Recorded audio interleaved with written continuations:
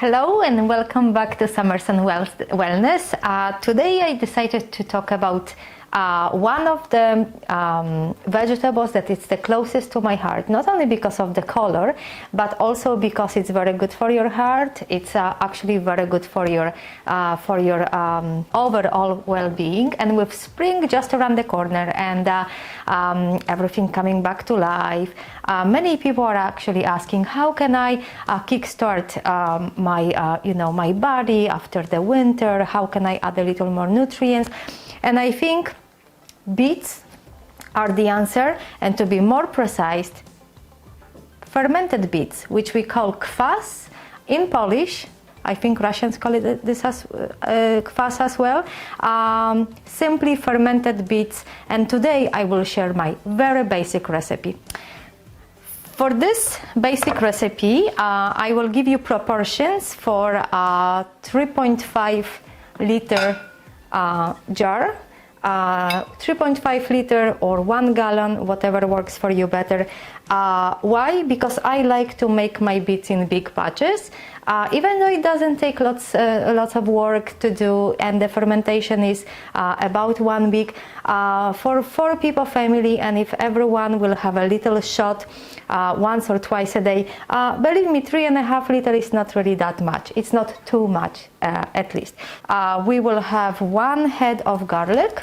Garlic is absolutely necessary for it, and please don't be afraid that it will be too garlicky. Garlic will also ferment and it will mellow a little its strength, but also it will give this really good flavor. Not even mention about the additional health benefits. And the star, of course, let's not forget about the beets. 1 kilo, just a little bit over 2 pounds, and beets are really available pretty much all year round. One of those root vegetables that we can easily buy in a fall, in a winter, and this is staple. Beets are really staple, especially at this time of the year in my kitchen. And now we will go to spices. So you can go very basic with salt only. Salt is necessary for the fermentation process, and you can end on salt. I like to add different flavorings, and for this particular beets, I will even go further in supporting the digestive system. I will add a little bit of cumin and couple of bay leaves. So beets, depending on size, you can either slice it or you can cut in wedges. It's absolutely up to you. You don't have to cut them in little tiny pieces, but also don't put the entire beet, because let's say wedges like this, just to increase the area that will actually be able to release the juices, and also the entire piece will ferment a little faster. So I will cut in just, I would say, bite-size wedges, and if I have a little bit like this, then probably only in half. As you notice, probably I forgot to mention, I didn't actually peel my beets, and the reason is because I buy my beets organic, so I can use them with the skin. I believe that under the skin, directly under the skin, there is a lot of nutrients. Also, we have more fiber, and this is the reason why I buy organic. So I don't have to peel. All I do, I just take the beet and brush it, scrub it with a brush under running water, and that's pretty much it. Okay, so our beets are chopped, and the pieces are very rustic, very uneven, and that's okay. Doesn't have to be perfect. Actually, the perfection is in imperfection. And now we will move on to garlic. So I have 1 full head of garlic, which I'm going just crush. I just took the papery level off, and I'm keeping the inner shell, and I'm going to crush it with my knife. If you've never done it before, please don't try. I don't want you to cut your hand. So if you can just chop it, you can just chop it. Again, very roughly. It doesn't have to be into tiny, tiny pieces.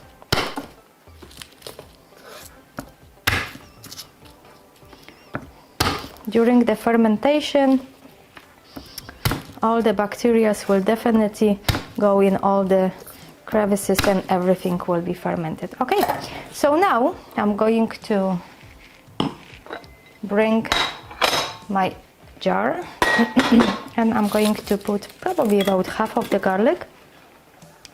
Now we're going to grab all the beets to the jar. I know there is probably many different methods of doing this. Actually, maybe not methods as much as the proportion of ingredients.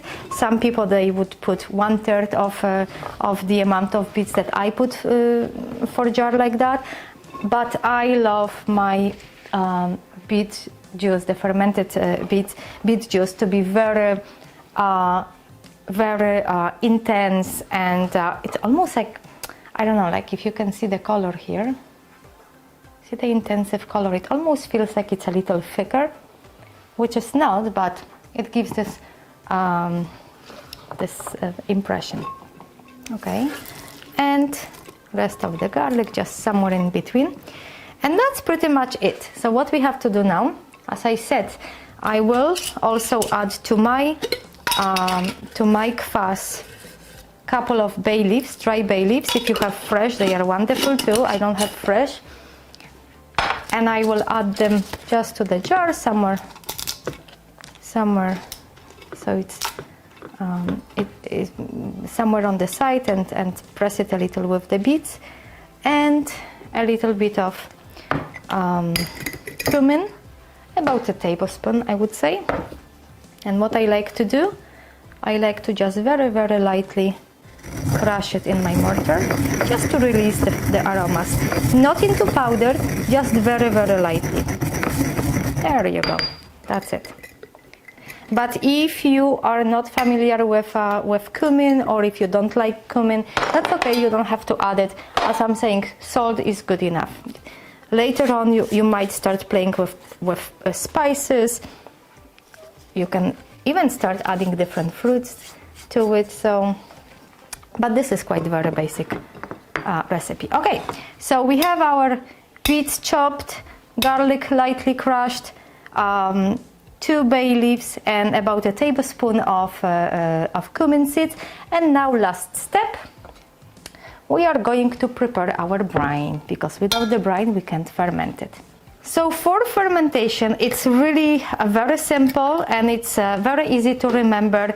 All basics fermentations will follow the same proportions. It's a 1 tablespoon of salt, any kind of salt, per 1 liter of water. Here I have 3 liters of water, which is 12 cups, and I have my coarse gray sea salt.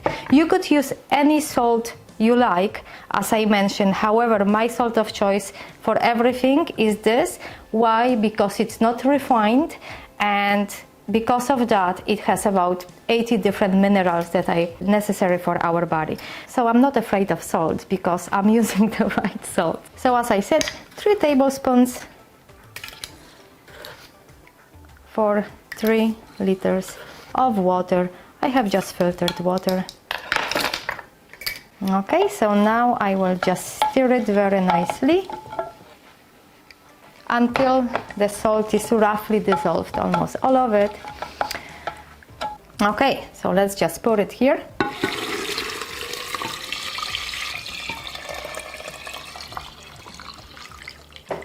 Perfect. And now it's very important for everything to be submerged, but what is also important is to check on your kvass daily. So what I like to do, I usually leave it on my kitchen counter so I can see what is happening. I hope you can see now how really already the juice is released a little bit color into the water, but this is nothing. At the end of the process, it's going to be dark like that.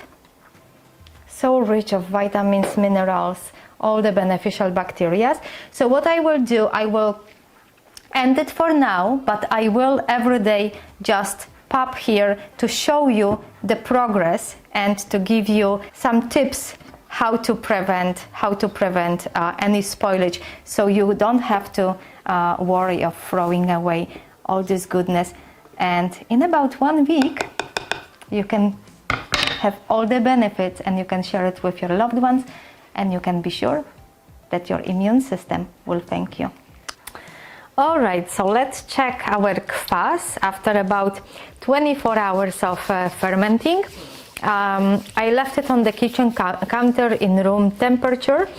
Yes, and it's been roughly 24 hours since we put the beets in a jar. Okay, so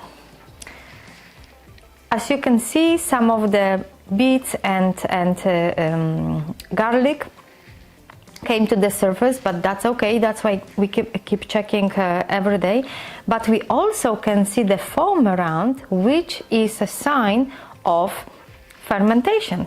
So what I'm going to do now, I'm just lightly pushing all the beets and the garlic back under the surface, and even if they don't stay there, that's okay. Beautiful. Smells already so nice. I can already smell the fermentation. Oh, it's so exciting every time I make it. Okay, so I will continue doing this every day for the next, I don't know, week, and I will share with you how it looks. Welcome back, and it's an update after 48 hours now, so it's the second full day of fermenting of our beets. And just quickly to show you how the situation looks, again the beets and the garlic are floating at the top, but that's okay. Foam indicating further fermentation, and I'm just pushing down again the beets and the garlic. Everything looks beautiful, looks healthy. There is absolutely no signs of mold growing, so everything looks good. I also want to show you how beautiful color it's now. It's very beautiful, intensive, and it really starts to smell like fantastic zakwas buraczany, fermented beets. Day 3 update. Everything looks beautiful, clear. Absolutely no signs of mold growing. I'm going just gently push everything down, all the beets and garlic, as I did yesterday and the day before. And we will leave it on the counter for another day. If you're making your fermented beets for the first time, I would encourage you to really taste with clean spoon every single day, just to see the progress, and then you will see really from what stage is kind of your favorite flavor. I like my beets, my juice after about 7 days, 7, sometimes 10 days, because I like it a little stronger, and the longer it ferments, of course, it will have much more of the beneficial good bacteria. Okay, let's see our zakwas, our fermented beets, how they look on day 4. Yesterday on the day 3, unfortunately, I wasn't able to make an update because my battery in camera wasn't fully charged, so I couldn't use it, but all I did yesterday, I did the same as the days before. I just pressed the garlic and beets down, and just to show you, really yesterday it looked exactly the same, so nothing really changed. So today is day 4, and I'm doing the same. I'm just going to press down. And depending on the temperature in your house, if you would start noticing by this time that it's like a little white film creating on the surface of your beets, don't be alarmed by that. It's nothing wrong. It just shows that the bacteria are working, and you can just, by pressing down, you will break it, and you will change the environment, the pH environment on the very top. Or you can, if you like, you can just skim it of the surface, but this is nothing to be worried.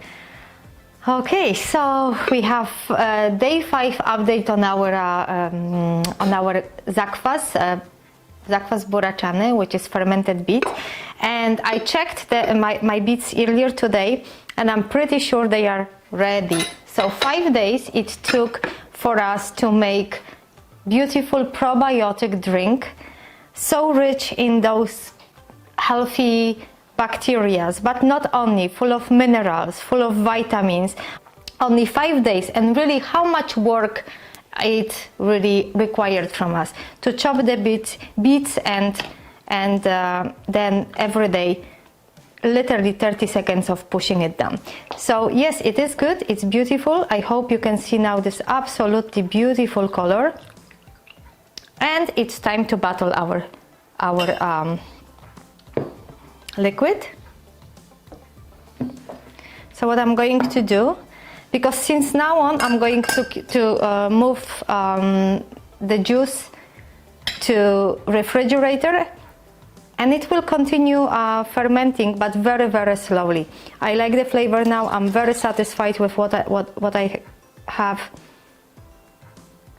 So I'm going to pour the liquid without the beets. Actually, I'm going to grab myself a little strainer. That's going to be much easier. Okay, so I have my strainer here, and quickly I'm going to just pour the juice into the bottle, cover, and this goes in the refrigerator. So we have one bottle. If you will have, oops, I made a little mess here. So I would suggest for you to actually maybe wear an apron. I didn't put my apron on today because it will splash and splatter and it will dye your clothing. Okay, beautiful.